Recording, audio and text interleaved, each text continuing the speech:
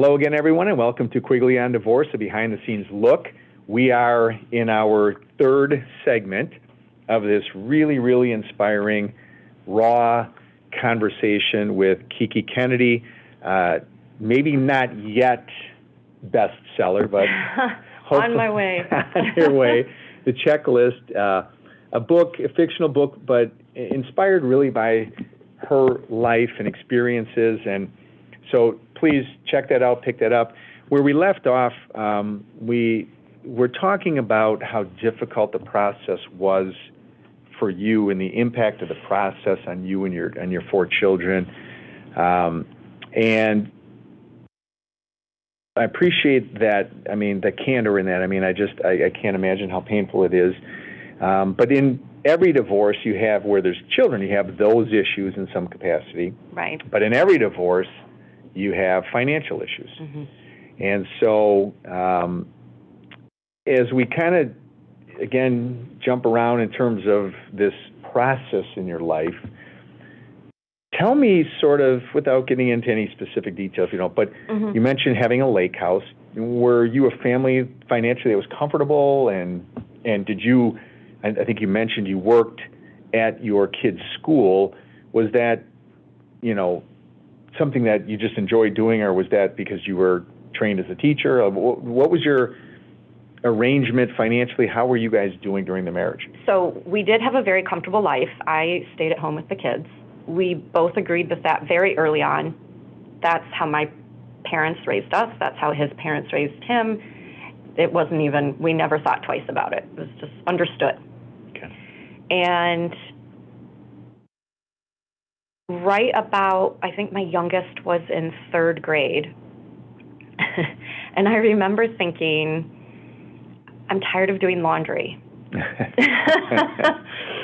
I need something else, right? Right. And I had tried a few small little out of my home businesses for fun, but my background was in education and I had never used it.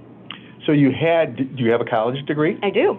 And where'd you go to school? Miami of Ohio. Outstanding. Okay. And so were you certified as a teacher? Yes. So you went through all this? Okay. The whole thing. Yeah. But my ex-husband and I got married before I graduated college. Okay. And then within, I think, 9 months, I was pregnant. Wow. Okay. So I didn't go to work. I had a little retail job at the mall at Ann Taylor. Okay. Just for fun. Get a discount on some clothes? Got a discount. And and that all worked fine until, like I said, the one day I'm just, I've got 4 kids. My youngest is in third grade. They're gone all day. I need something other than laundry, right? So I decided I've never used my degree. I've always wanted to teach. So I applied to be a substitute teacher in my youngest's school district. Oh. And I got hired. And gangbusters. I mostly would work at his school, but sometimes I'd be at the other elementary schools. But I loved the community. I loved the kids. I loved the teachers. It was reciprocated. I never got that phone call in the morning at 5 a.m. Can you come in today? It was always scheduled. Oh, okay. So I worked almost every day for a different teacher. And so I was at the school almost every day. It was beautiful. It was wonderful. Was your husband supportive of that move? So he was. Okay. He was fine with it.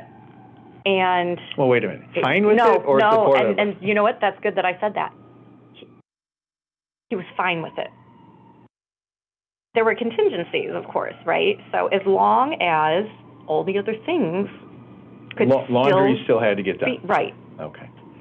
But of course they didn't, and he started to notice it, and it started to bother him for sure. I couldn't keep up. Yeah. And I think this is where, if I could pinpoint the day where our marriage was over, long before it was over. Sure. The day it was over is, so we had a place down in Florida, and I think it was on a Monday, and he said, grab a sitter for Thursday through Sunday. to stay with the kids, and we'll go down to Florida. And I said, I can't. I'm teaching on Friday. I'm subbing. And he said, well, cancel it. And I said, no. And the shock wave that went through the room for both of us, I had never said no. Wow. I had no reason to say no. My whole life was flexible. Yeah. And had always had been, and he was used to that. I was used to that. Was it just that you had made a commitment and you felt like, or was it really about... I didn't know initially when I first said no, but my gut answer, my initial reaction was no. And he said, why not? And I said, because I promised this teacher 2 weeks ago that I would be there, and I want to be there. I love this group of kids. I'm excited to go, and I want to do it. And he said, well, just get another sub to do it. Like, he pushed, right? And I said, no, it needs to be me. I want to do it. Like I said, she asked me. She didn't ask the other sub. I said, I want to do it. And he didn't like that. He really wanted me to cancel it. And I said, how about this? How about you go down Thursday, and then I'll come down on Friday, or you can wait till after school on Friday and come down with me. Right. Truthfully, I don't remember which one he did. That changed our entire marriage, that I didn't acquiesce. And I realized how much I needed that sub position, how much it gave me purpose other than doing laundry, other than serving my husband, right? Yeah. But it shook everything up because he wasn't used to a wife who wasn't just available at any time. Yeah.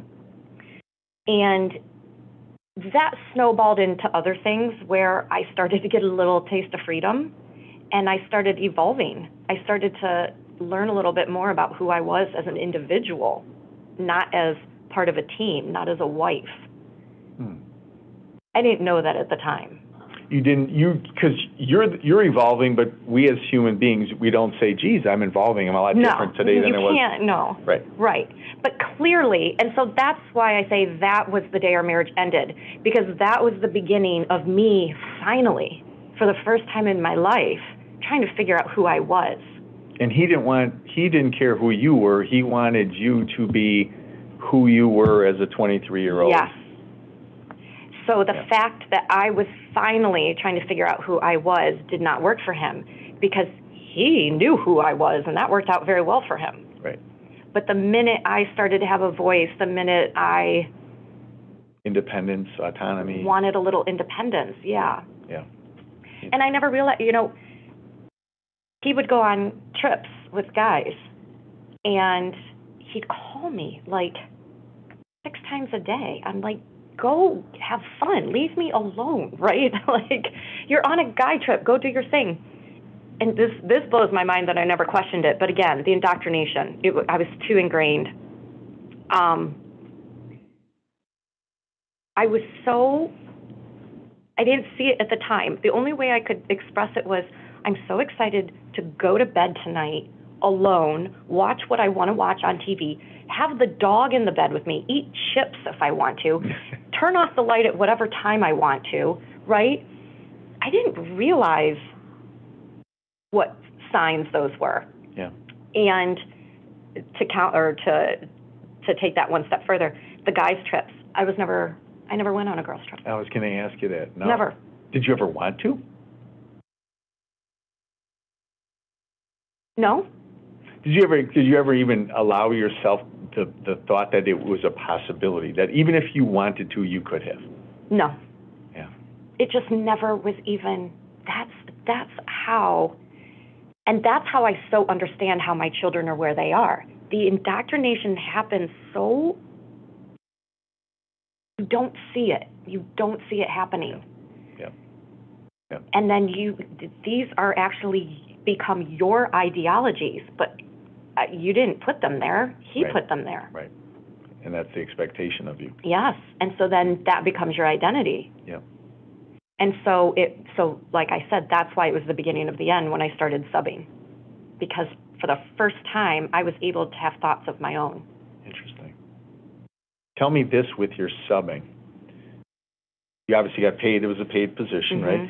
So during your marriage, do you guys have a joint account? Do you have separate accounts? The money now you're making, can you freely spend your money? Yes. I had my own, it was all tied to his accounts.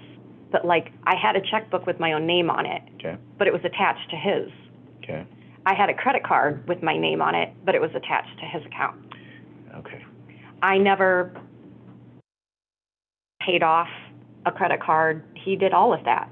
I wrote checks to the babysitter. That was about my contribution. Yeah. So let me again take a moment to diverge. So free divorce tips. I guess it's really not even oh my gosh, the divorce, yeah. but what you're saying is I see this so frequently. To me, there's nothing wrong with sharing accounts and having joint accounts, but the importance of, if for no other reason, simply having a credit card in your name. And I'm not talking about like you maybe were as an authorized user. Right. A credit card, because so many cases I see, even at the start of them, the financial control is I can cut you off immediately, and I see that happening. And the way the system works, at least here in Illinois, you can't just go across the street to court tomorrow and say, Judge, order him to do this. It's a process. Some judges will deal with it sooner than that. You could be months.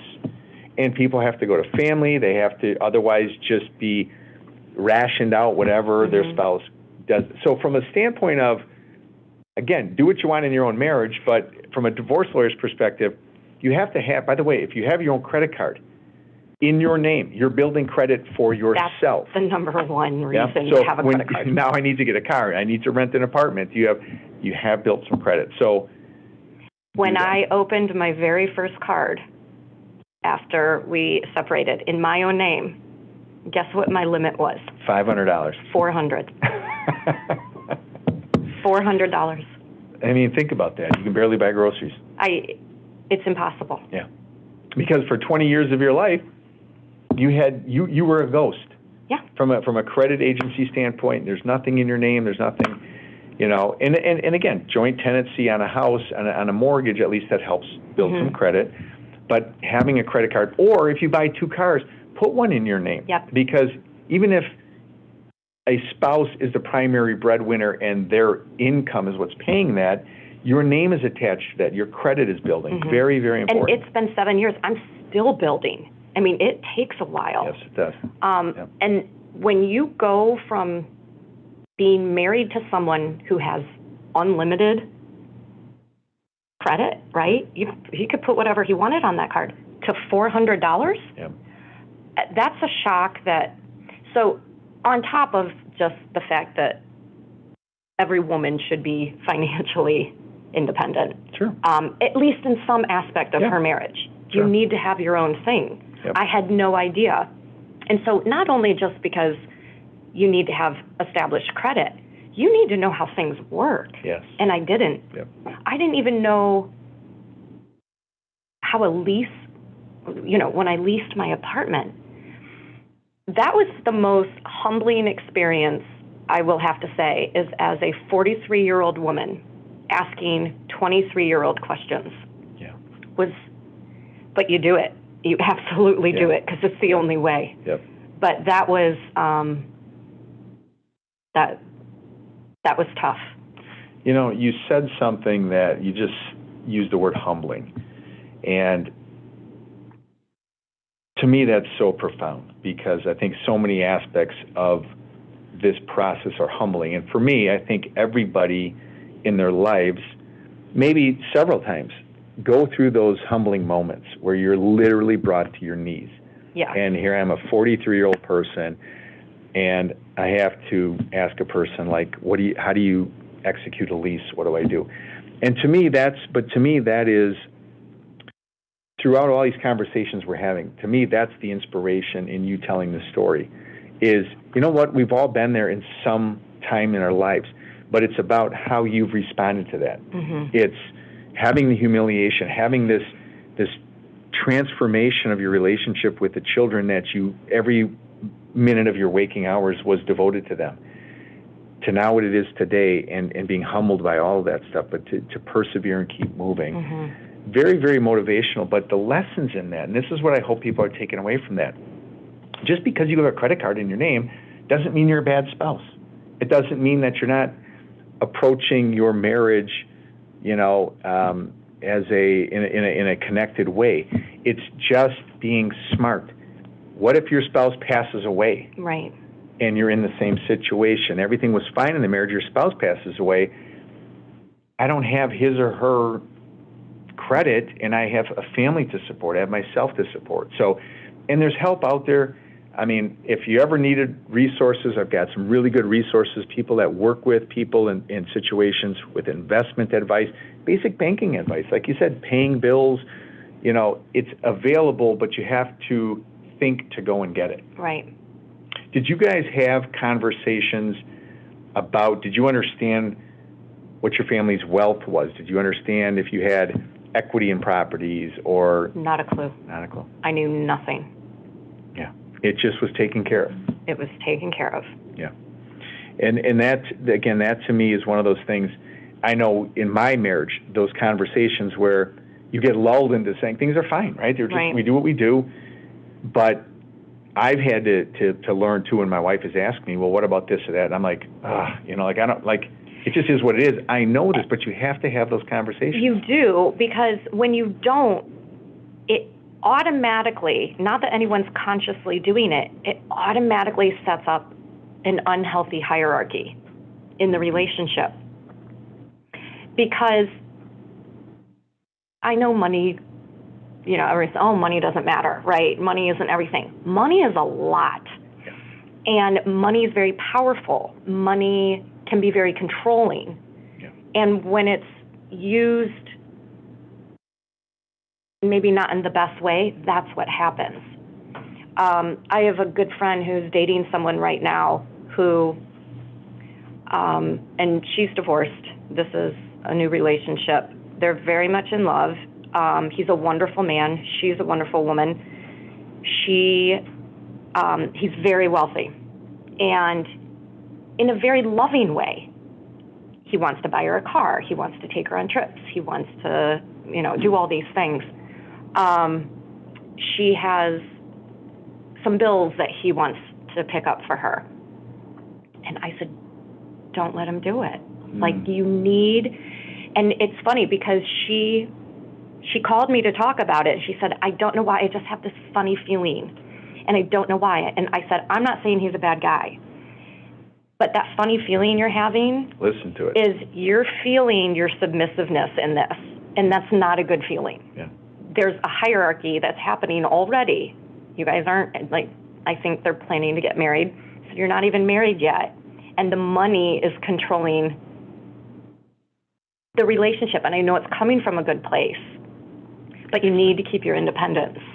Has she discussed in that relationship whether they would have a prenuptial agreement? I don't think they've discussed that yet. They're not engaged yet. Okay. Interesting. But, well, it's interesting, too, because the natural response is, sure, pay my bills. Oh, please pay my bills. Buy me a new car. But it's like, here's what I know. So when I lost everything, right? Everything. Children, friends, my ex, everything. And I had no money. I was very fortunate. And this is what's so scary about that this is why it's so important to have your own finances, truthfully. I was very lucky in that I had a backup in my immediate family. My parents, my siblings were able to help me out. Sure. My debt was, it wasn't until we started selling some assets, because like I said, the divorce took 5 years. How much did it cost? Do you know? I think mine alone was probably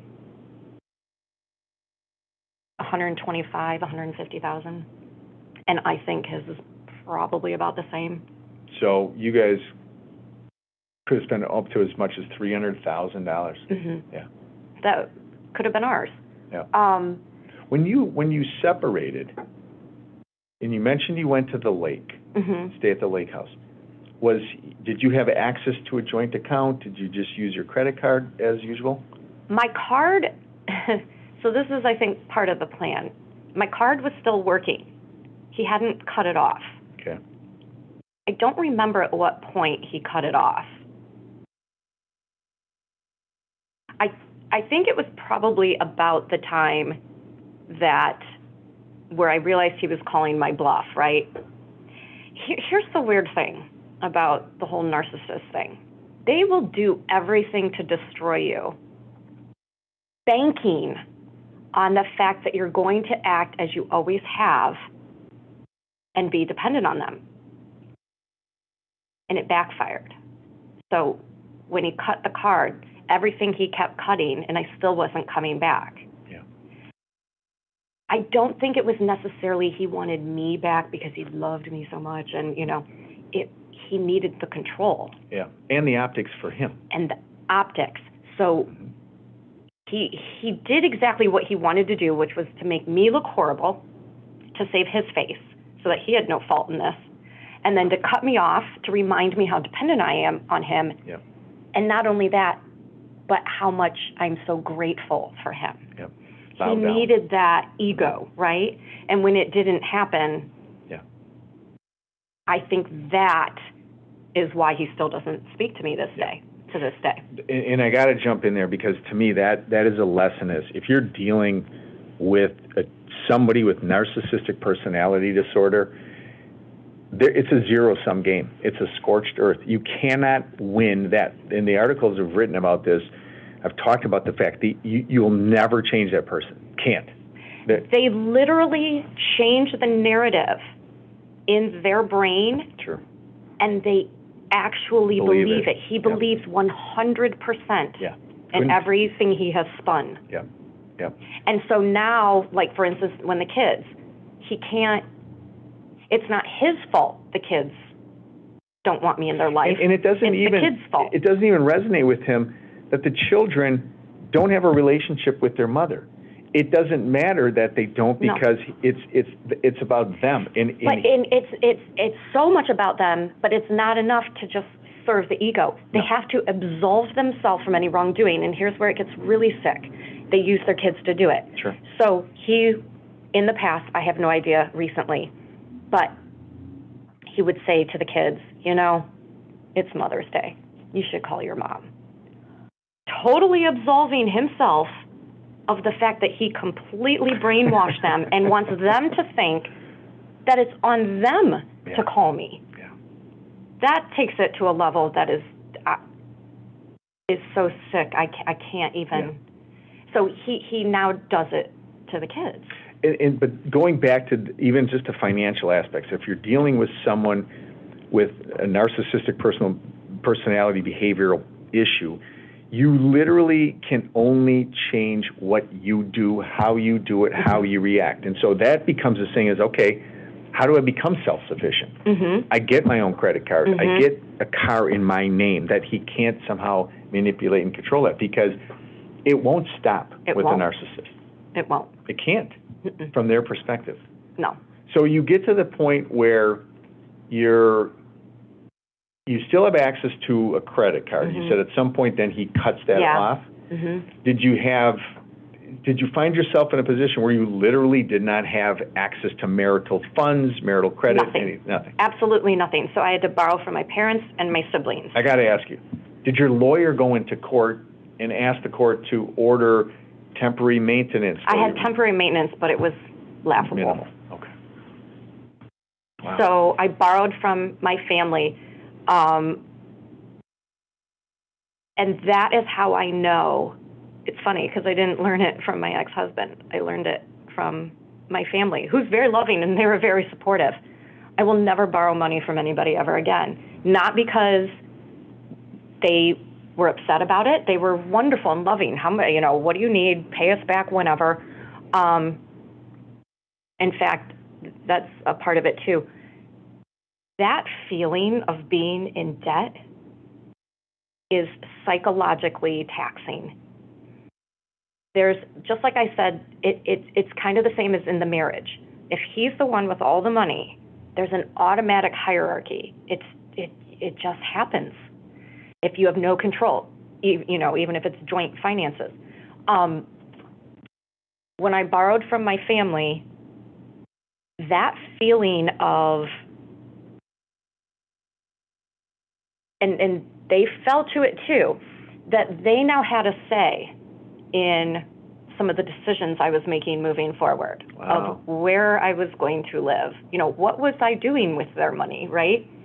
Even though they were very supportive and wonderful, it's an automatic, that's how powerful money is. It's just what it does. So I realized that. So the day that we sold our house,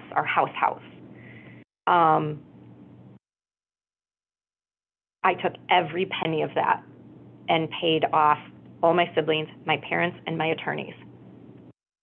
I have not owed a single person even 1 penny since. And to my family, a couple of my siblings, I kind of had a feeling that maybe they wouldn't cash the check. And I said, if you don't cash the check, like, it will destroy me. I cannot be indebted in any way. Wow. Good for you. Because I learned from borrowing money how much I should have had my own to begin with in the marriage. And that, when I hear that, it makes me go back to what you said about being humbled. Mm-hmm. To be a grown-up, having to go back to your parents. Yeah. You know, I have clients, they have to go live with their kids, with their family, whatever mom and dad, give me a bedroom kind of thing. Right. It's humbling. It really is. Right? And then you layer it with that sort of self-deprecation that, I went to college, I'm a smart woman, and here I am. Right. Just dependent on more people. Right, exactly. Yeah.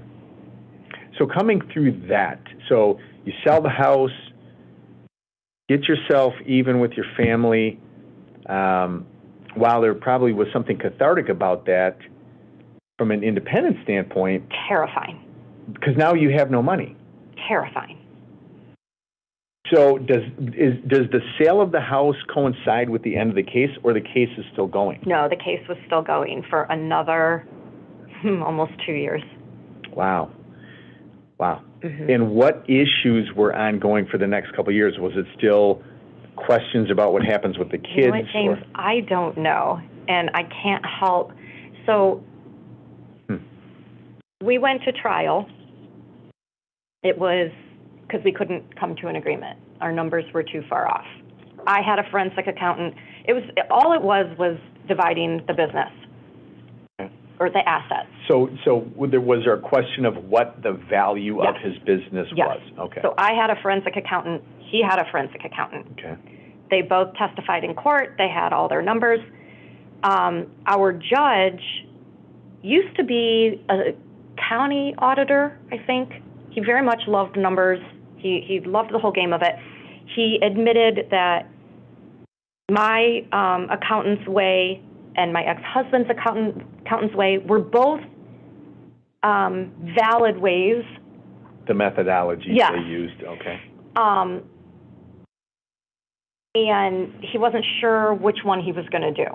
That's what he told us. But he said he's going to work through both and decide. But what he did say was, what I won't do is I won't split it down the middle, because you guys could have done that out of court.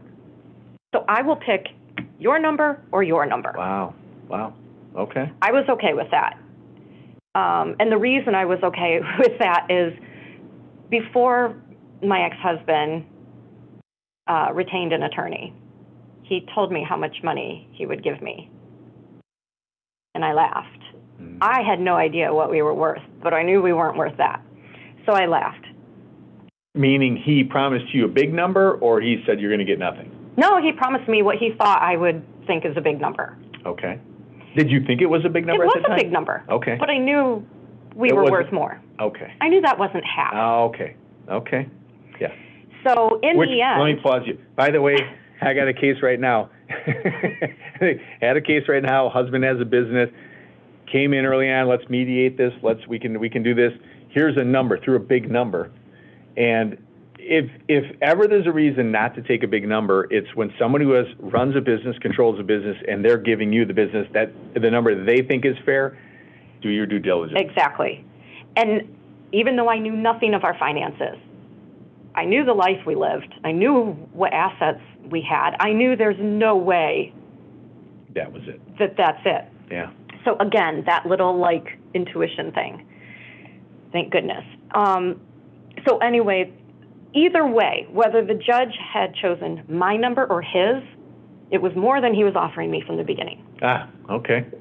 So it was already a win, right? Okay.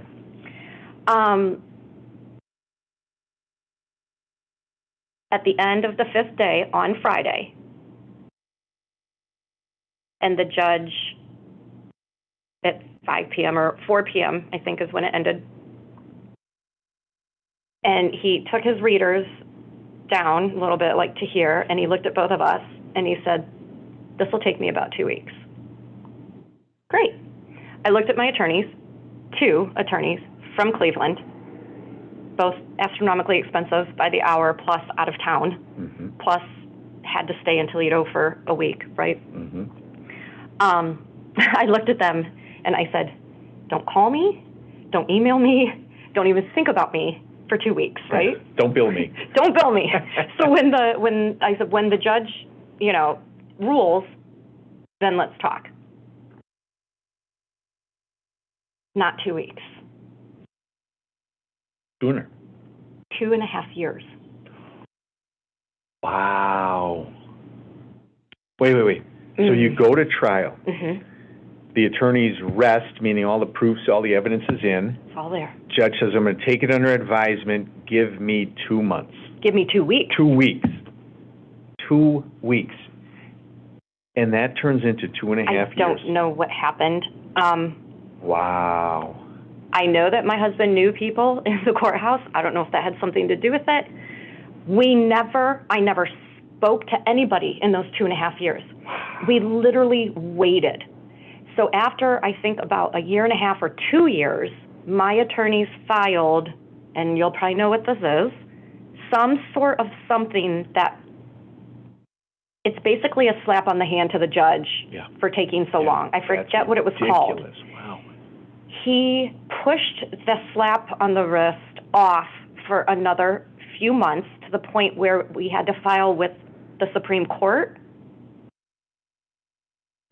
And at that point, it was going to threaten his position, I guess, to get him to rule. Yeah. Wow. And then it was still another few months, and then he finally did. And in the end, he didn't quite go down the middle, but pretty damn close. And I'm like, what? Wow. So I don't know what happened in all of that, but wow. The system is very, Wow. Justice delayed is justice denied. It was brutal. So in the meantime, 2.5 years, case is over.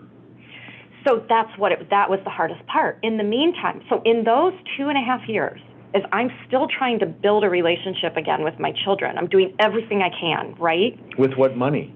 With no money. And my ex-husband, or still husband at the time, is taking them on trips and buying them things and taking them to fancy dinners. I can't even, when my youngest was still talking to me during that time, I'd take him to Taco Bell. Yeah. I couldn't afford anything. So 2.5 years pass, you get the judgment. There's some number that's placed on the value of the business. Home is already sold and gone, equities, paid back debts. Is there then a judgment where he continues to pay maintenance to you? Do you get a buyout of the business? What happens? So there was a judgment that was spread out over 10 years for part of it and 15 years for part of it. For the buyout? For all of it, yeah. Wow. I think the alimony was for 10 years and the buyout was 15, or maybe it was 5 and 10. How many years are you post-judgment right now? It'll be 2 years in August. Okay, so you have some payments, hopefully at some point. That changed, and I've been paid in a lump sum. It's done. Okay. So you negotiated a different deal Yes. once the judgment was over. Just to have it done. And so here you sit today. You've got some control of whatever money came to you from that. Are you working now? I am. Okay. And so are you working in a capacity where, is it personally rewarding, or is it more I've got to pay bills? Or It's I do like what I do, but it's definitely, I need the money. So even in a nice settlement, even in a nice big lump sum, this has to last me the rest of my life, right? Sure. And what the very difficult thing is, and another reason to have a job while you're in your marriage and raising children, is you need to stay current, right? And so for me, I hadn't worked. And so it's very difficult to get back in. Right. And not only because the money that I have now, I spend as little as I can because I don't want to touch it, because I want it to grow. Right. Because I'm not capable, and this is the humbling part too. The life we had, I can't afford that. Yeah. I don't make the money he does. Yeah. And he's continuing to make that money Sure. day after day after day. Yep. I went from having that money to making nothing, not a penny. Yep. And so I'm starting at the bottom, which I am all for doing. I'm not complaining one bit. I'd rather have this life than that one. I'm very happy. But women in my shoes who were as dependent as I was, or are as dependent as I was, you start at the bottom. Yeah. It changed, the life that you're used to is gone. Yeah. And that's very humbling. Well, I think not only is it humbling, but from my experience on this side of the table, it's also very scary. Very scary. Yeah. And because I've never managed money. Yeah. I know, and so then who do you trust? Who do you rely on? And then there again is that I'm always relying on somebody someone else, the dependence.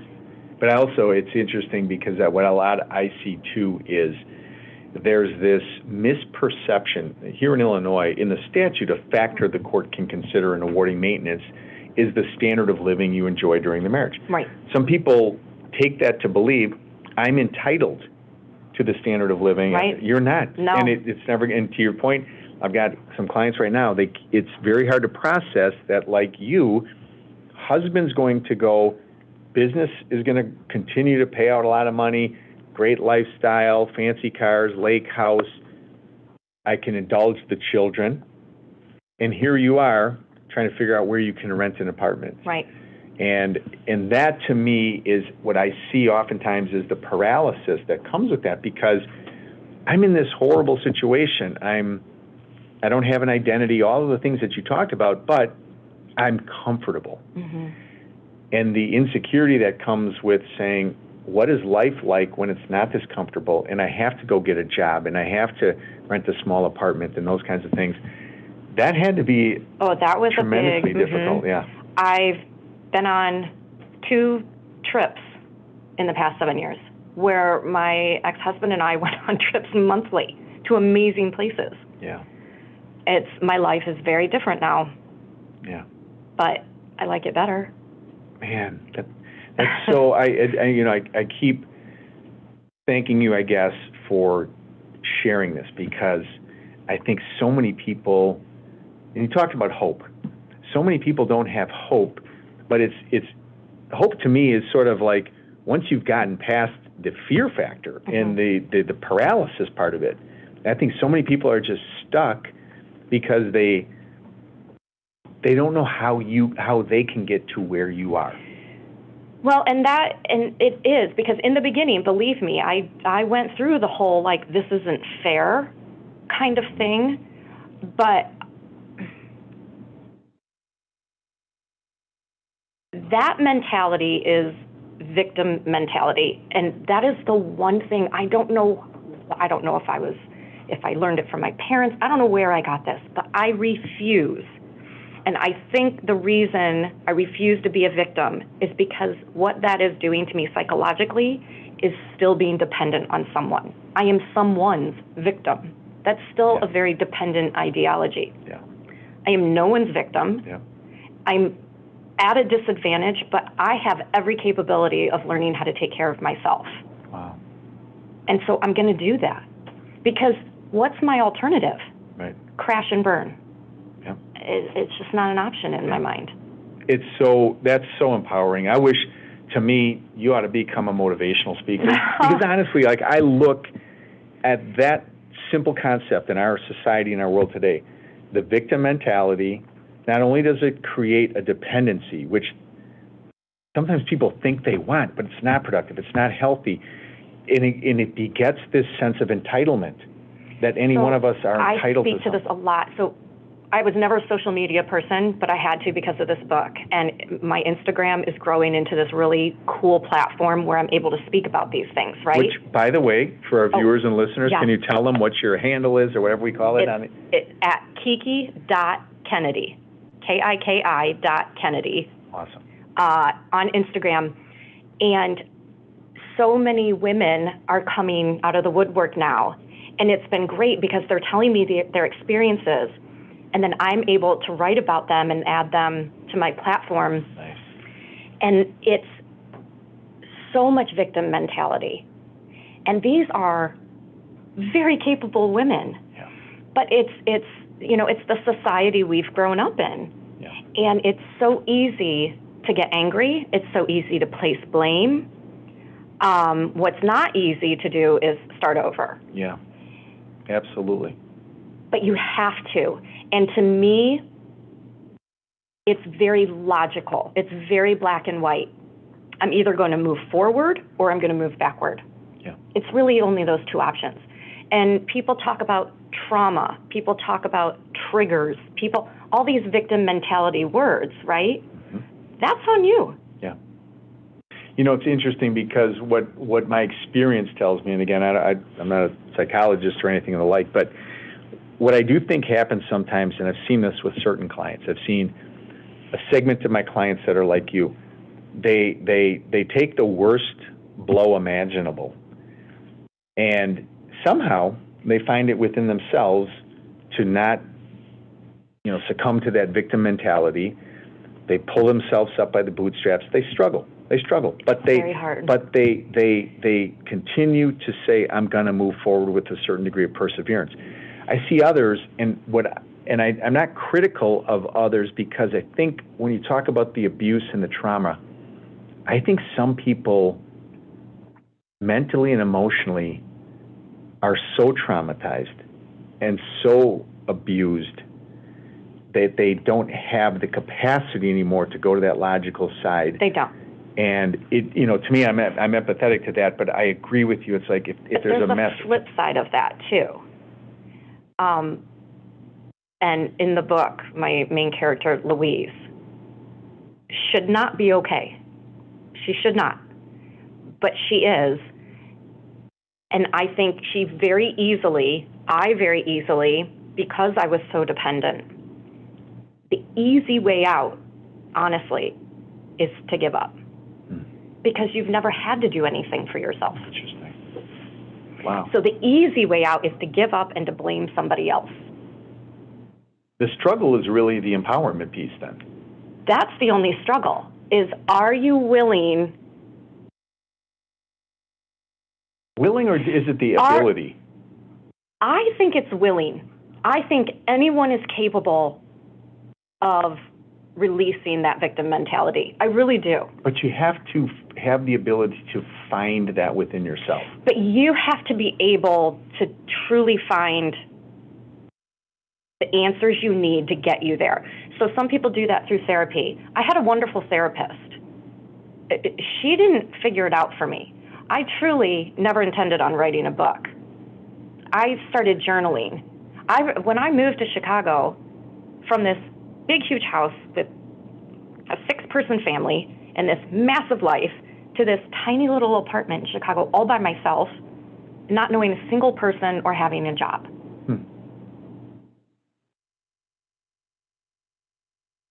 I don't know. Again, you either go forward or you go backward. But what you can't do is say this isn't fair. You can't say, well, I used to have this big house. Yeah. That's not going to change. You're not going to get that again. Yeah. Like, so you just have to accept your reality. And that to me, it's I try not to judge any client or any person in any given situation, but I agree with you profoundly on that. And to me, offline, you and I have had some conversation about spirituality and faith, and I just fundamentally believe that you have to find the strength. You have to regain that strength, that sense of empowerment, that sense of identity from somewhere. You do have to do that. And throughout this whole thing, yes, my spirituality is everything. I mean, it runs my day every day and is what keeps me so strong. I think the black and white part of that, right, of literally deciding to move forward, I think you have to go back to the past. I think everything that happens to us, it's not that day. It's not those 20 years. Never. It's so much more. And when I started writing about it and I realized this isn't how I got here, and I stopped blaming him, I stopped blaming the circumstances, and I truly started not blame myself, but I took responsibility. Wow. I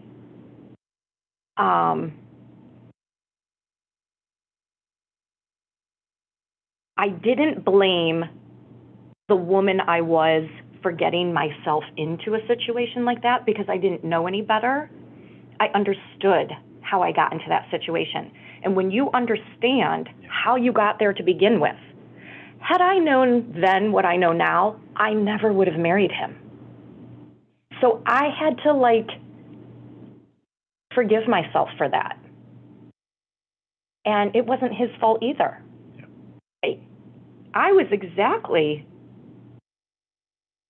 He was exactly what I thought I wanted. I was exactly who he thought I was. It's really no one's fault, honestly. We weren't smart enough and we weren't taught to communicate, to be a team, to evolve. We were taught, you're the man, you're the woman, you're the breadwinner, you're the stay-at-home mom. We weren't taught emotions. We weren't taught feelings. Nothing in between. Nothing in between. Yeah. So that would probably be so for women who have so much trouble moving forward, I truly believe it's because they feel they're victims. Whether they say they do or not, I think they do. Well, and it sounds and it's easier to blame somebody and to woe is me than it is to not only start fresh, but risk failing. That's really scary. And I think if you're in that victim mentality space, you're just paralyzed. Because really, I think what was very profound about what you're saying, too, it's that introspective look, not only as to who you are today, who you were as a wife, but as a daughter, as somebody through your entire life. And if you explore that analysis, and I don't think a lot of people do, I think just having an understanding allows you to be in a position of saying, I can forgive myself. Yes. And I think in forgiving yourself, you totally let go of that victim mentality because you can stop blaming yourself. Mm-hmm.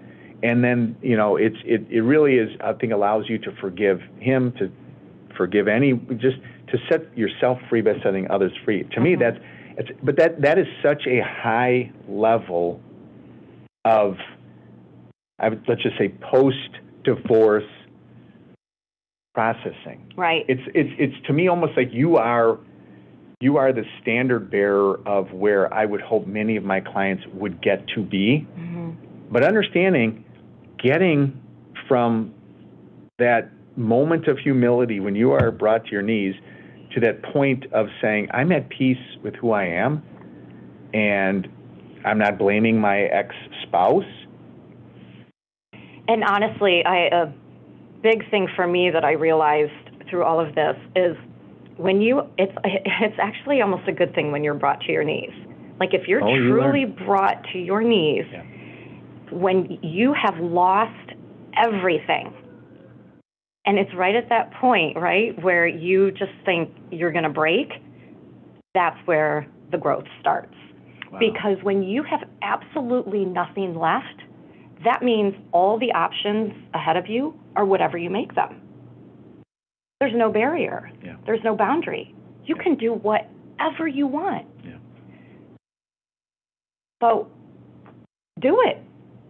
Yeah. And But you have to have the power of that mind. Yeah. You have to believe I have that it's stumbled possible. and failed so many times trying to get back up on my feet, and I'll do it a million more times. Yeah. But each time, I'm better off than I was Yeah. the day before. That's so interesting because sometimes, talk about Instagram. I get the little videos, little reels or whatever, they pop up, and I look and I like athletics. So I listen to some of these people, the people that I've respected as athletes, and they say that same thing in terms of success and how did they get to be where they were, and a lot of it is through the failure. And it's the willingness to try and to say, okay, I failed, but I'm going to keep going and keep going and keep going. It's that persistence and that perseverance. And I think that is such a powerful message for anybody coming out of a divorce. You just have to keep moving forward as best you can. Try to release that baggage within you, with your spouse, and just say, today sucked, didn't see that coming, but let's focus on tomorrow. What can we do? My mantra through the whole thing was always celebrate the progress. I didn't worry about the light at the end of the tunnel. I still don't. I hope I never get there, honestly, because I love that I'm so open to whatever the universe has in store for me. Neat. And whatever, crosses my path. But you have to, I think probably the greatest thing that helped me at least get this far is there is no more societal regulation on me. There isn't anyone I have to be. I can do what makes me happy, right? Yeah. I owe no one anything. And people who support that, I'm going to call friends. People who don't, move on your way. Yeah. But I think when you stop worrying about what other people think, which is so easy to say, but when you truly stop worrying what other people think, and when you truly, we've talked about that little intuition thing several times, that is the number one friend I have. Yeah. And it's always right. Yep. And even if it's a tiny little mini spark, it's there. Yep. And I listen to it every time. Yep. Good for you. Well, again, I can't thank you enough for being here because, again, for 31 years I've been sitting on this side of the table and trying to give my perspective. There's legal perspective, there's procedures, there's laws, there's all of this stuff. But I can't give the perspective that you've given us in the hours you've spent today. It's amazing. And by the way, again, this is not the shameless plug. It's just, no, I mean, honestly, the checklist is Kiki's book. And I know this is a fictional account, but your experiences and these messages that you have come through in the book. And so I think it's so amazing to me. It's really service that you're doing in terms of being able to candidly speak about this very, very difficult process in your time, the highs, the lows, and to have you here today and share that with us is really, really amazing. So thank you very much. Thank you. Again, just so anyone, if they're interested in following your Instagram, tell me again what that is. Kiki.Kennedy. Okay. And so that's just another good resource. Checklist is on Amazon and Goodreads. What's Goodreads? It's another website for books. Shows you how technically just not as popular as Amazon. Or maybe it is, I don't know. Is it any cheaper on Goodreads? No. So you have an opportunity to get this, and listen, take as much away from this as you can, or as little, but hopefully there's something. I know at one point you mentioned journaling. Just sitting down and journaling is everything, and I still do it. And that's the whole reason my Instagram is still just getting better and better, because new situations are happening that are changing my perspective or giving me new thoughts, and I write about them. There's a lot on there, a lot of good takeaway. Awesome, awesome. Well, thank you again so much. And for those of you that have followed along and watched this, feel free to reach out or direct message Kiki. Absolutely. And she's a great resource and really an inspiration for all of us. Again, I'm your host, James Quigley. You can always reach me at jmquigley@beermannlaw.com. My direct extension 312-621-1225. Collectively, we're here for you. We hope this helps. And again, Kiki, thanks so much for joining. Thank you. Okay. Take care, everyone.